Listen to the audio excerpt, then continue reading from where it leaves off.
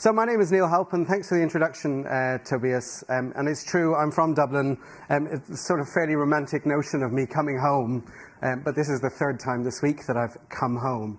And I'm sort of getting a bit over my British Airways flights early in the morning and then late in the evening. I'm actually not going to be around this evening for Guinness, unfortunately, because I have to dash back to London to be there for something tomorrow. I have my clicker. So thank you for being here. There's a lot of you. You're all very lovely people. I've talked about romanticism, and I hope that we can be a bit romantic with each other for the next 30 or 40 minutes, and that I can make you fall in love with your mobile sites and with the concept of what you ought to be doing on mobile sites. It's obviously about 2:30 in the afternoon on a Tuesday. I got up at about 4 a.m. this morning to be here, and I'm sure many of you did as well. Let's just all stand up briefly. Now, I'm a bit chilly, so I'm sort of quite eager to move around, but I'm aware that you're all sitting in seats. So I'm here to talk today about mobile sites. If you do not have a mobile site, you can sit down. Shame on you. It's 2014. Shame on you. Okay, if you have a mobile site, but you don't feel that your mobile site is good enough, sit down.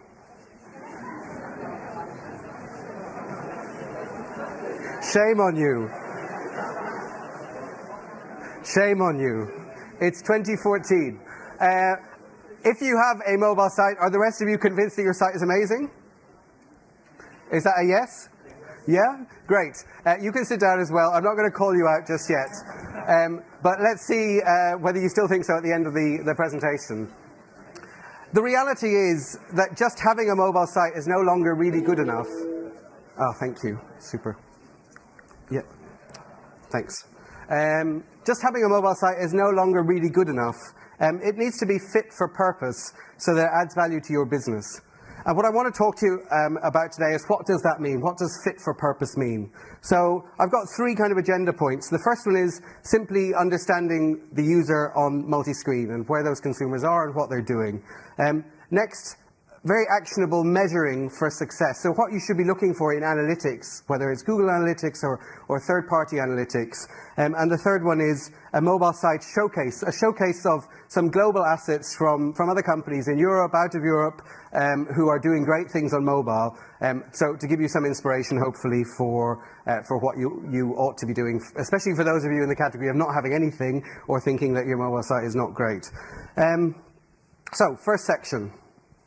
We live in a multi-device, constantly connected world. Hold your hand up with your phone in your hand if your hand is in your phone right now.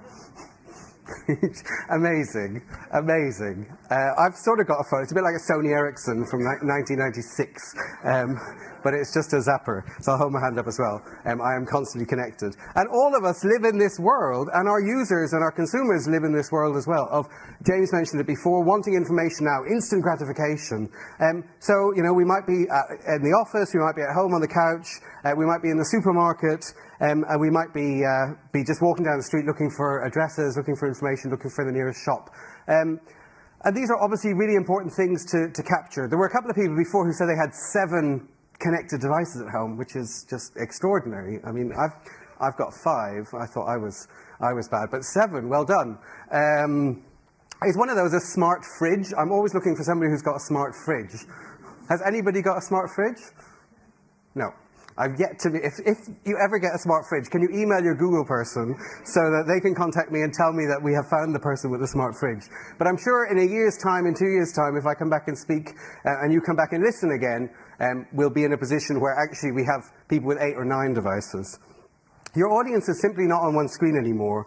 In the UK, for example, the average number of devices has increased from 2.3 in 2012 to 3 in 2013. And we think that it's going to be about 5 by 2015. So it's just going up and up and up. And already in this room, we have many people who are above that. And 90% of users, this is from the US, I've put little flags beside things to make it clear where the stat comes from, but 90% of users move between devices. Does anybody recognize themselves in that behavior, moving between devices where you start on one device and then complete an action later? I certainly do. and happily, so do you. I've yet to find an audience of people who say, no, that we don't see that.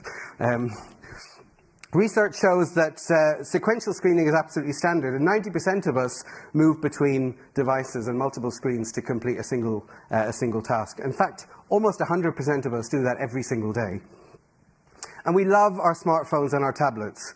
So here's some stats from around Europe. So in Spain, smartphone usage has risen by 60% to 55% penetration. In France, people use their smartphone everywhere, on the go, at work, in stores. Any French people in the room? Yes. Where else do the French people use their smartphones? In the toilets, thank you. Bring the conversation down to the ground, thank you. Anywhere? Where is the toilet normally? Where is a toilet? Where is the most common place to use a toilet? At home, thank you. And this is crucial, actually. Of course, that's not just for French. It's not just French people who use the toilet. We all use the toilet.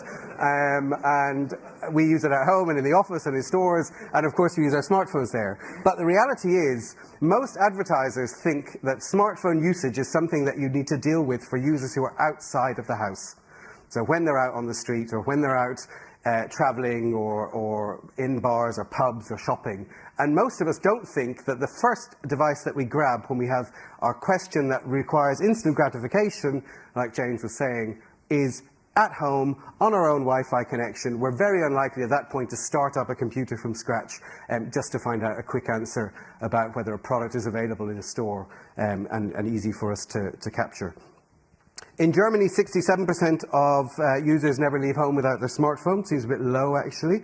And 46% of UK smartphoners only use their phone to research. This is also critical because that's a huge number of users who are never, ever going to purchase something on your site. Their mindset is not to use mobile. I think, James, you mentioned a statistic of 11% of users were doing transactions online about 10 years ago, and it's probably bigger than that on mobile right now, but there's still a very significant portion of users who just have got no intention of ever purchasing on your smartphone. And your smartphone site, those of you who have one, especially an amazing one, needs to be set up to not devalue those users. Those users may still be bringing you value somewhere else.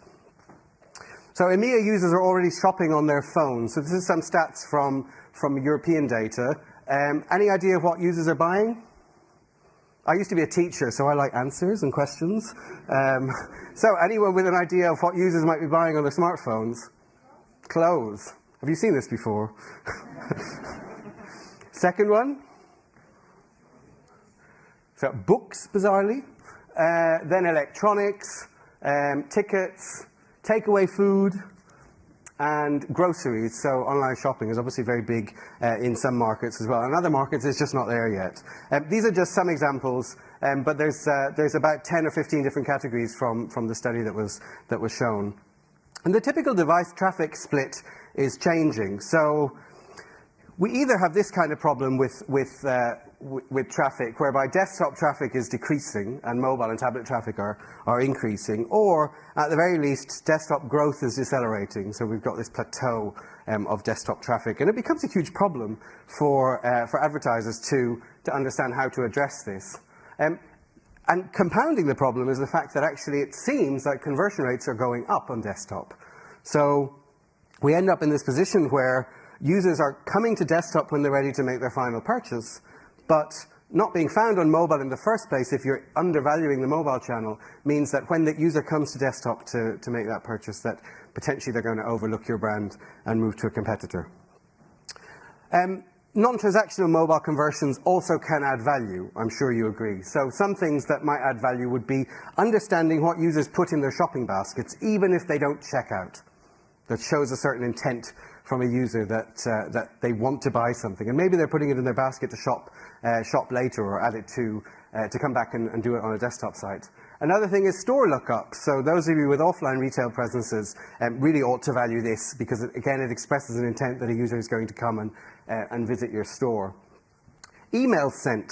So of the users or of the audience rather, who said that they had an amazing mobile site, how many of you allow a user from a product page to send an email to themselves or somebody else to say, hey, this is an amazing product?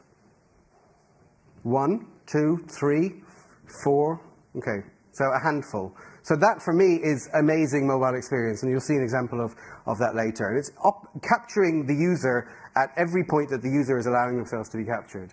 Another one is wish list addition. So users who are adding content onto their wish lists, that's also something that you should be tracking. And the last one is simply users reading reviews. If a user logs onto a mobile site and maybe is not going to buy a fridge there and then, but reads a review about a fridge, that expresses an intent that that user might come back and buy the fridge later, or might visit your offline presence and buy the fridge. And each of these things may have a transactional value associated with them if the user was actually going to buy something. And you might decide, well, when a user reads a review, that's only worth 10% of the actual cost of the product, or 3%, or 1%. But it probably has some value somewhere. And you really need to address what that value is. Oops, that's the back button.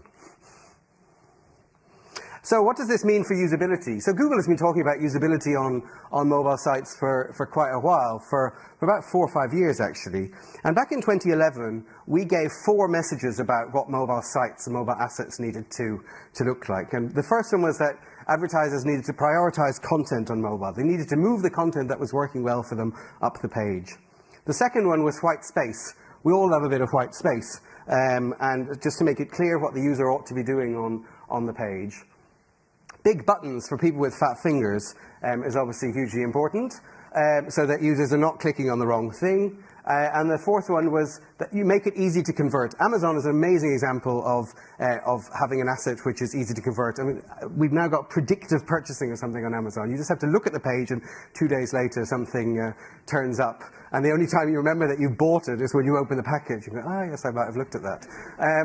And it's amazing. It's absolutely amazing that that all of these things really are still valid 4 years later. But there's one thing which we didn't really guess at 4 years ago, and that's that we now think that users on mobile devices have higher expectations than we used to think. We used to think that on a mobile device, because the user was on a small screen, that the user would accept a poor experience, and we don't think that that's the case anymore. We think your mobile experience needs to be as amazing as your desktop experience. And if your desktop experience is not amazing, then you need to improve that too. To that end, we've come up with a new framework for thinking about usability, and it's called the Mobile 7. And these are obviously 7 things. So the first thing is think about your home page and your navigation. The second thing is think about your landing pages, so the landing pages that the user first sees when they click on a search result and come to your site. The third thing is about the functionality of your on-site search, if you even have it. That's hugely important. Fourth thing is product and offer pages. And the fifth thing is the registration, checkout, and conversion paths on your page. Those 5 things are actually pretty much the same as you would need to be looking at on desktop when you're evaluating the quality of desktop usability. But additionally on mobile, there's 2 things which you should look at. And one of them is accommodating multi-screen and multi-channel experiences. So users switching between devices. I'm loving that there are so many cameras pointing at me at the moment. And the 7th one is mobile hygiene. So mobile hygiene is just get the basics right. And if you get the basics right, then you can sort out some of the other issues that you have later. Now, your Google Account Manager will have access to a usability study, and that usability study will take your mobile asset, and we will basically go through and answer individual questions relating to each of these areas and tell you, are you good at this, are you bad at this, are you great at this, are you amazing at this, are you awful at this, are you doing this? And we will benchmark you against other mobile websites in your country or in your vertical. So by all means, please ask your Google Account Manager to run one of these usability studies for you so that you can get an indication of areas that you can improve on your mobile site. Or see that you're already doing an amazing job, like the 3 or 4 people who are allowing emails to be sent from their site. The second part of my presentation is about measurement, so specifically sort of actionable things that you ought to be tracking within your mobile assets. The reality is, if you cannot measure it, you cannot improve it. So there's a bit of a bizarre situation on mobile, particularly, where advertisers think, oh, well, we have a mobile site and we'll just put it out there and we'll hope that it's all right. And they don't actually look at the metrics, they don't look at the data, and they don't really understand what the mobile users are telling them about the quality of their site. And on desktop, you're probably measuring everything. You're measuring time on page, you're measuring bounce rate, you're measuring clickable areas and that sort of thing. And on mobile, you need to be doing the same. So this section looks at what things you ought to be tracking within your mobile site. Oops, back button again. So first thing is the home page and navigation. So this goes through the mobile 7 and looks at each of those 7 areas. So the first thing that you need to look at is your bounce rate and your click-through rate and minimize it. And instead of benchmarking yourself against other people, why don't you benchmark yourself against yourself?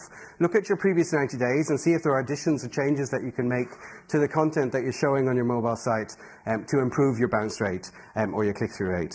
The second thing is understand what the average time on page is. Particularly on a home page, it probably should be short. It should probably be short enough so that a user is clearly identifying the area of the site that they ought to be clicking through to. And understand what do people click on, move this up. So always move the content that users are telling you. Users are giving you this indication that they like content that is at the bottom of your page. And if that's the case, it should not be at the bottom of your page. It should be higher up. You shouldn't be filling the top space of your mobile site with an ad saying, hey, we've got 10% off bags. I don't care. I came here to buy shoes. So showing that content is a bit irritating for people who are not interested in bags if you haven't qualified them. On the landing pages, so sort of deeper content pages. Everything for the home page is obviously hugely important.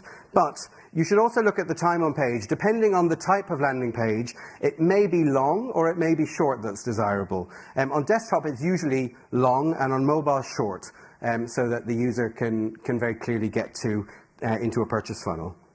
And you ought to obsess about load speed. It's hugely important. How many people have ever given up on a mobile site because it just loaded too slowly? Have you ever given up on your own mobile site because it loaded too slowly? Oh my God. Drama! So that is something that obviously needs to be addressed. Google has got this free tool called Page Speed Insights. So if you go onto a web browser or a mobile browser and type in Google Page Speed Insights, it will bring you to that tool, and that tool will show you it will just do a quick analysis of your site and tell you how quick it's loading, and it will give some recommendations for instant changes that you can make. Now, you might not be the person who's capable of making those changes. I'm certainly not the person that's capable of making those changes here at Google. But you might have it within your power to drive your developer to drive your developer down a road whereby he starts making improvements to the mobile site. On-site search. How much do people search on mobile phones? Well, an awful lot, actually. Why? Because often on mobile sites, we don't really find the content that we're instantly looking for, so we have to use search. So search should be all over your site, and it should be extremely easy to use. It should be obvious, and it should be clear. And understand what people are looking for on mobile. Check your search query databases and see if you have different queries that are coming from mobile devices than you do from desktop devices, and see if you can use those queries to surface those results more easily on a mobile phone. And also look at your search results pages by drop-off, search result page drop-off by search phrase. So is there a particular search phrase on your mobile site where a user is actually leaving your site altogether? And why is that? Is it because your results are terrible? Is it because the results are unclear or the results are irrelevant? Can you improve those results? When it comes to product and offer pages, I've talked here about conversion rate, and then I've put a rather large blurb on the left-hand side to mention that conversions don't necessarily need to mean transactional conversions. They could also be these non-transactional conversions like store lookups and that sort of thing. But this is a sort of quadrant of types of pages. And so on the top left-hand side, you're going to have low traffic but high conversion rate pages. And you need to investigate those pages and understand why is the traffic low? Is that relevant? Or can that traffic be improved? And can you promote that content so that you get higher traffic? The second thing is looking at conversion pages with high conversion rate and high traffic is obviously where everybody wants to be in their site. So you should certainly try to do more of that and identify the bits of your site that are driving those elements. The third thing is low conversion rate but high traffic. These are basically money grabbers, if you like. These pages are almost a little bit pointless. So you really need to understand and assess, why are these pages driving traffic but no conversions? Are they a path to conversion? Are they part of the funnel? Or are they causing bounce rate and drop off? In which case you need to sort them out or kill them altogether. And then low traffic and low conversion rate could be fine. It might be new content. It might be brand, users are not familiar with the fact that you're offering that product or service. You might not be promoting it. So you might just deprioritize it, or you might consider that there's some room for improvement there as well. When it comes to registration, checkout, and conversions, this is what most advertisers look at. Most advertisers just see how many users came into our site and how many users registered and how many users left. And that's great.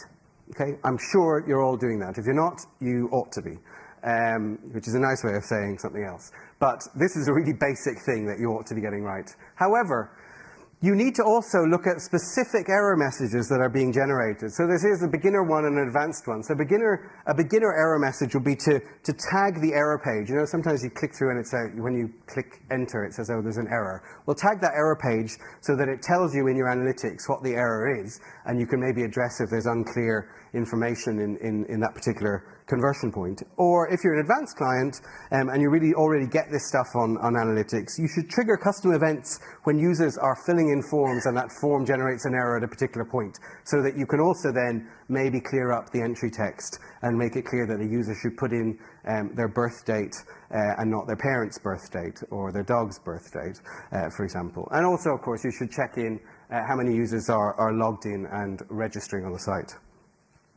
Accommodating multi-screen and multi-channel experiences. Obviously, there are all these things that you ought to be tracking. So you ought to track the number of phone calls. Every single phone number on your mobile website ought to be clickable. If it's not clickable, go and try and find out and call that phone number yourself. Go onto your mobile site, try to copy and paste the phone number, try to open up the phone on your phone and try to call your own company. And you'll probably find it takes an awful long time and it's really quite difficult. So you really ought to track the phone calls. And within Google AdWords, you can also track those calls as conversions based on the length of time that the user is staying on the phone.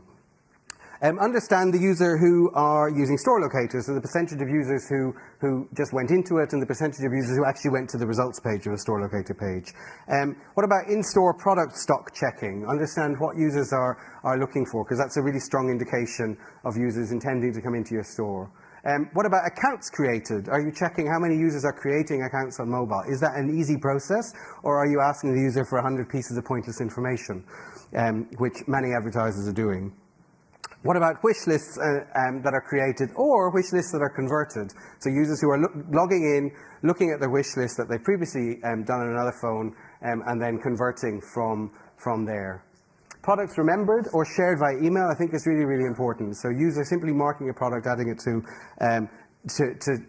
share by email with their friends or their family, particularly for big product items. If you're a car retailer or you're a big electronics retailer, the user might not feel comfortable buying a £1,000 computer right there and then on a mobile site. I think you need to give the user the opportunity to think about that purchase. And one of the nicest ways to do it, rather than expecting the user to know how to create a bookmark on their mobile phone, is for you to send that user the information in PDF or via email. An order status check, a user who logs onto your mobile site just to check in on where their delivery is. Obviously with Amazon that doesn't need to happen because Amazon have delivered it before they thought they wanted it.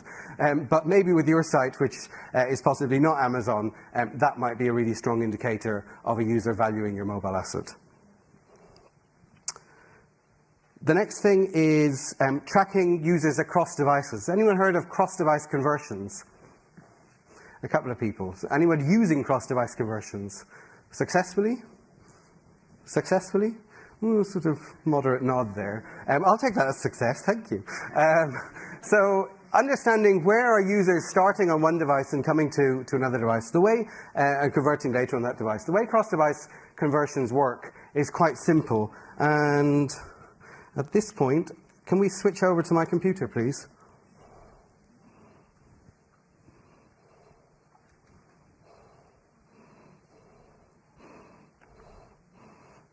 Sorry, this is because it went to sleep earlier. Okay, so I can do a search on my computer. So I'm going to Dublin Airport later on to fly back to the UK. So I could do a search here for Dublin Airport. According to Wikipedia, Dublin Airport is an international airport serving Dublin, Ireland, and is operated by the Dublin Airport Authority. That's very interesting. Thank you for that.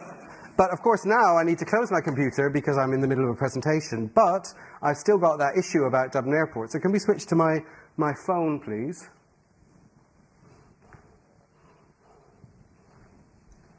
And I can continue my search here. So I can go, okay, Google, show me directions to there.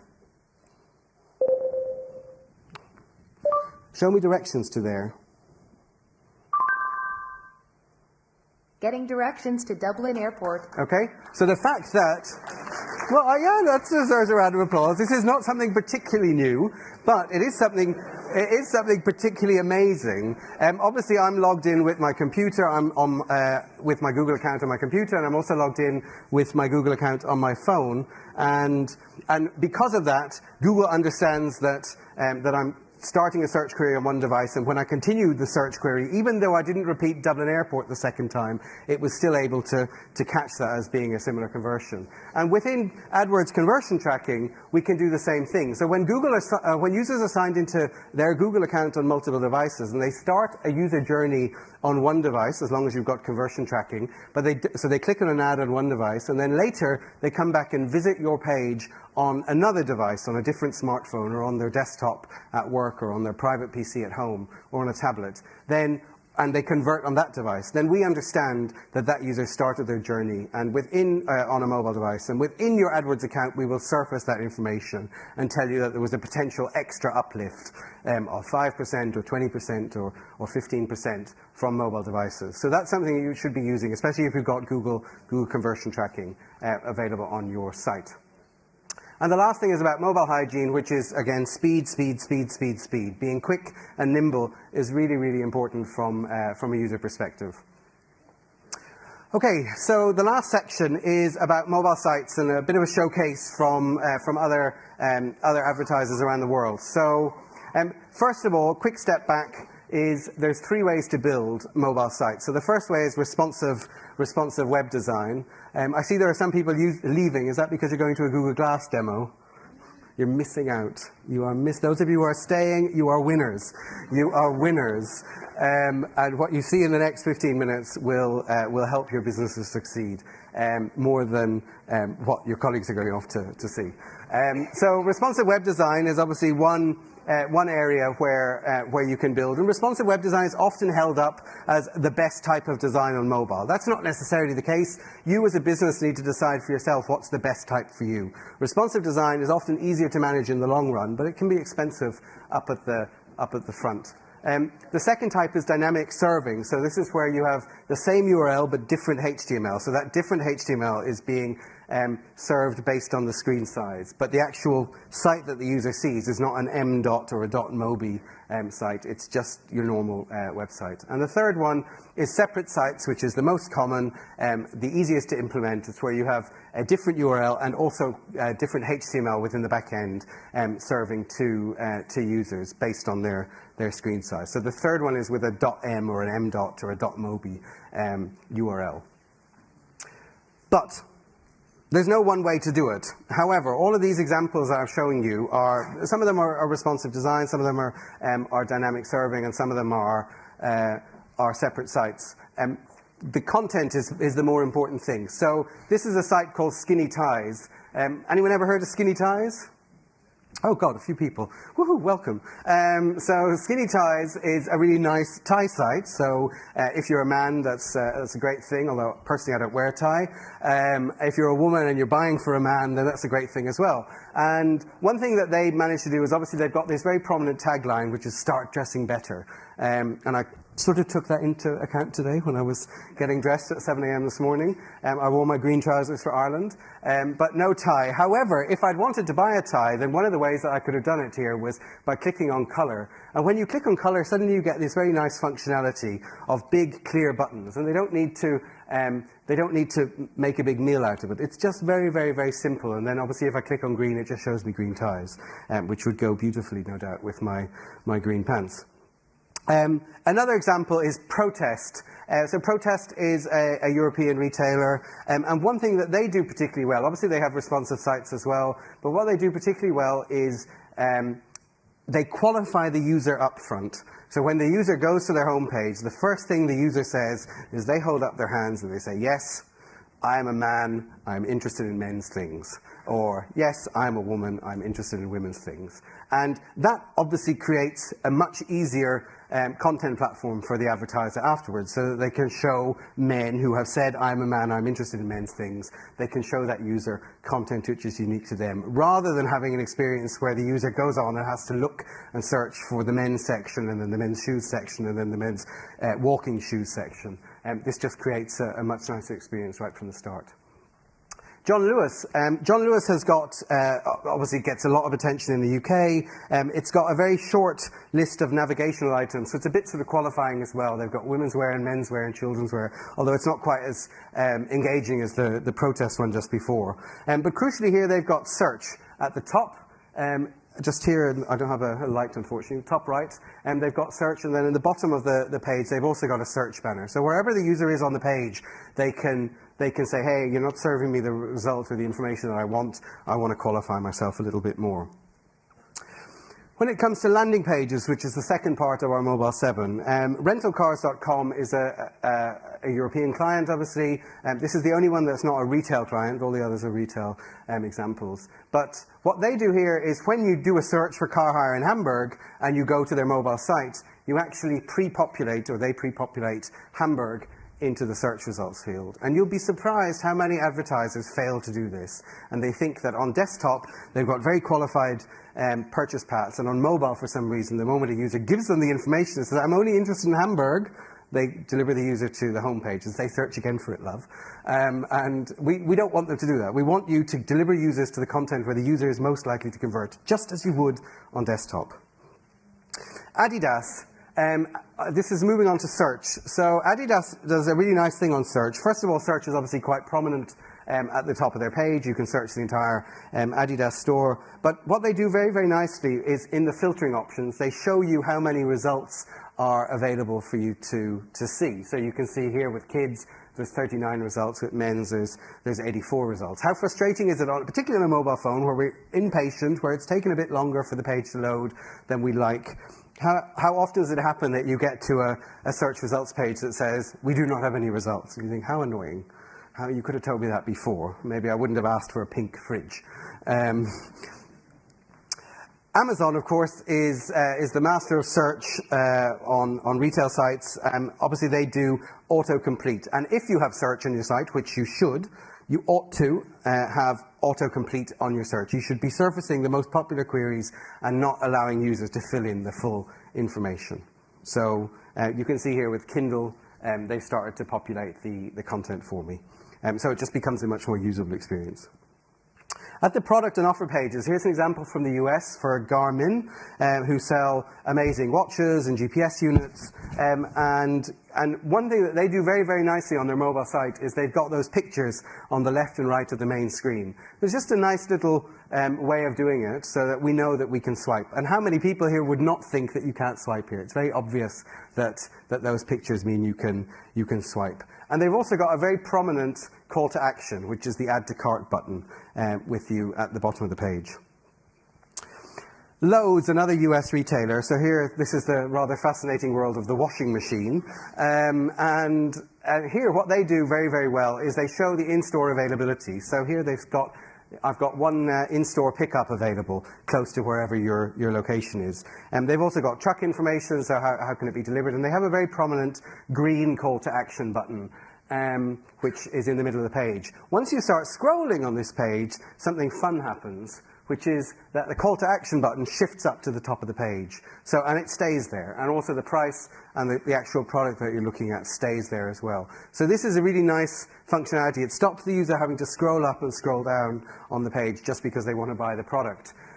They've also got these areas which we call progressive disclosure. Now, progressive disclosure is a bit like strip poker, as far as I'm concerned. So you take things off slowly, depending on what the user is interested in. And so here, the user can click on full specs, they can click on reviews, they can click on share with a friend. So the user decides what's interesting for them, rather than you deciding in advance that the user needs to see everything on a mobile device, which they may not want to do. Here's another example from Germany for J. Crew. So this is their German site, and because they're obviously a US company shipping to Germany, taking advantage of the export that James was talking about before, they make it very clear that there are shipping and tax costs associated with this particular order. And also, interestingly, because this is a point at which the user would probably be most likely to drop off, if the user has a question or wants to confirm that these shipping duties are correct, they can click on the telephone number. And that is, of course, clickable and provides the user with an opportunity to speak to an agent at the point in which the user is most likely to fall out of the purchase funnel. On the registration and checkout bits, Walmart is obviously particularly nice. They do, again, orange seems to be a very popular color for, although it seems like a warning color. Green is perhaps more appropriate, but orange is very standing out on the page. And what they have is at the top of the page, they've got this add $44 and free shipping will be available for this order. So it's just a very subtle message that if you add more to your cart, you can qualify for free shipping. They've also got those very prominent save for later buttons, which is a non-transactional conversion, but then as long as I'm logged in, I'll be able to convert later on my desktop, and they'll be able to measure that back to my journey starting on mobile in the first place.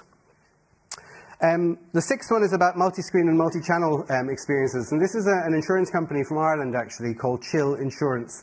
And Chill, they have a lovely desktop site, sort of typical insurance site with a lot of information and fill in the kind of information in order to get a quote. They recognize, however, on a mobile phone that a user is much less likely to fill in all of this detailed information. So what do? This telephone number here, which is prominent on the page, suddenly becomes callable on a mobile site. And this is a particularly lovely example. If you go onto your browser later, or when you get back to your offices the day after tomorrow, open up a new window and go to chill.ie and just make the window smaller, and you'll see this change live as you do it. It's very, very, very, very fun.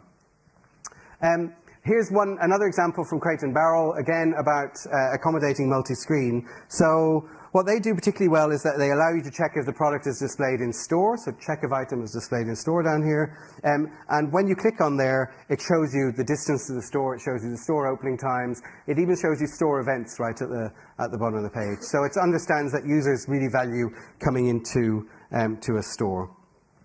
The last thing is mobile hygiene. And mobile hygiene is really the basics. Maybe it should be the first thing here. Mobile hygiene means getting the user to understand and for the mobile site to work the way the user wants to. So here's a good example of a form field on the left. You can see it's clearly got your first name, and it says that it's required right there and then on the page, rather than you need to scroll up or move left and right.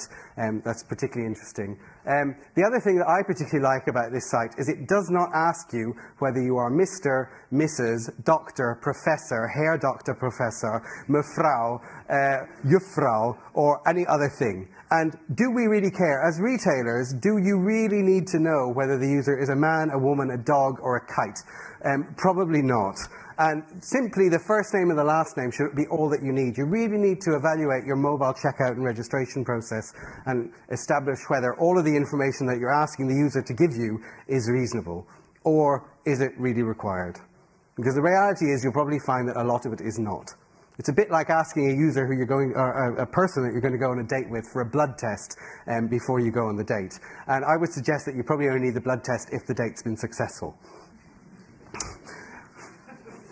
Another example of really nice mobile hygiene is obviously here when you're putting in the phone or your zip code, the telephone recognizes that this is a different entry field from your first name. So on the first name you've got the alphabet, and on your telephone number you've got the actual phone pad.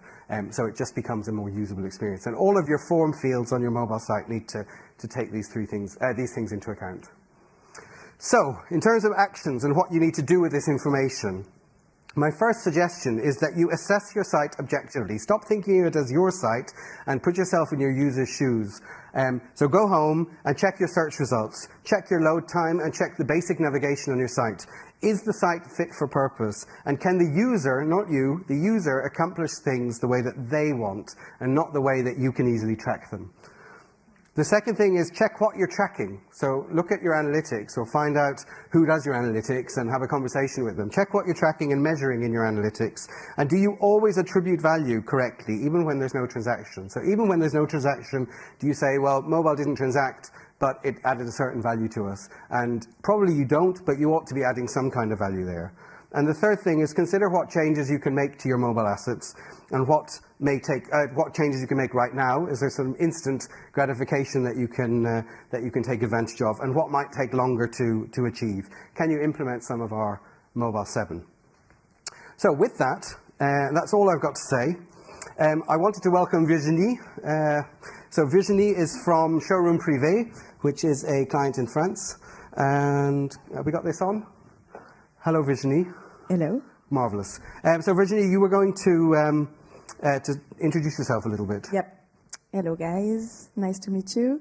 I'm Virginie. I'm an acquisition marketing manager for Showroom Privé. Showroom Privé is a French company specialized in flash sales business, founded in 2006. Does everybody knows what is private sales business? No, I think that would be helpful. Maybe I can briefly explain a little bit. We propose clothes and other products during a short time for members only. We hit 350 million euros of turnover in 2013, so making us one of the leading e-commerce company in Europe. That's great. Okay, so Virginie, I've spent some time talking today about the value of developing quality mobile assets. When did Showroom Privé understand that mobile was a particularly important part of your business? So we saw in your presentation that mobile is now really important in the world, and in Europe in particular. So we need to answer to consumer changes. Our business, the business of private sale, is really adapted to a mobile use. I think women will better understand me, but at 7 a.m. you have to wake up and to be the first to buy the must-have in your size. So you have to be the first. We understand that mobile will be a strategic point for our growth. That's your question. Yes. So we launched in March 2011 on mobile our first applications for iPhone and Android. So far, we launched also an application for iPad and a web app. Okay. Declined in 6 languages. Because we have a high frequency model, the application was the best solution, the best option. So we saw that mobile is a loyalty channel, also a business channel, but it's also an acquisition channel, a big acquisition channel, and qualitative acquisition channel. Okay. 30% of downloads convert in members. So, for example, in April 2014, we recruited 60,000 new members with our mobile apps. So, that's amazing. Yep. So, can you give me some information about how the business is organized around mobile and what impact this has had on the business? So, mobile is really important. It's 60% of our traffic today, and 50%, so half of turnover is now realized on mobile. Great. So, because there's big growth and importance of mobile, we created three departments. The one is the mobile project department, who work with an external mobile development agency. We also have an IT department with some people who are specialized in mobile development. Okay. And a marketing department with a team dedicated to mobile, but everybody in the company is now concerned and impacted by mobile. So it's mobile. Yep. That's great. And the last question is one area that a lot of people here in the room will have concern about is how to track effectively, particularly for users who are moving between devices. What are you guys doing to address this area of concern? For the tracking. That's a big point. Mobile tracking is very complicated. We really have a cross-channel strategy, but it's not so easy to track and contact the client at the right moment with the right message at the right place, even if we have a big advantage because you have to be logged in to surf on our offers. But that's not so easy. We tested some specific mobile tracking, but we didn't find now the good one, so you're we still try to testing. find it. You're still testing. And we will test very soon the cross-channel solution of Universal Analytics with Google. Well, I hope that's more successful. Wait. Thank you very much, Virginie. Thank you. Thank you.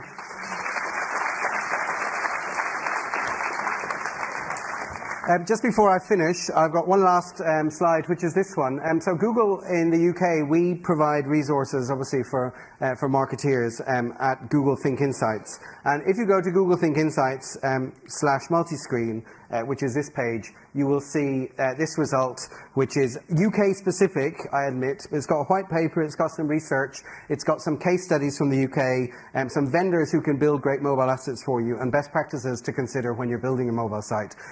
Although this is UK, I don't want you to think, if you're not UK, that this is irrelevant. It's absolutely not. This is UK is a leader in this space, and if you aspire to greatness in mobile, then some of the content that you'll find on this UK site will be totally relevant for you guys as well. And with that, I'm kind of done. I'm happy to take questions if there are any. Don't no time. Okay. Thank you so much. That's all right.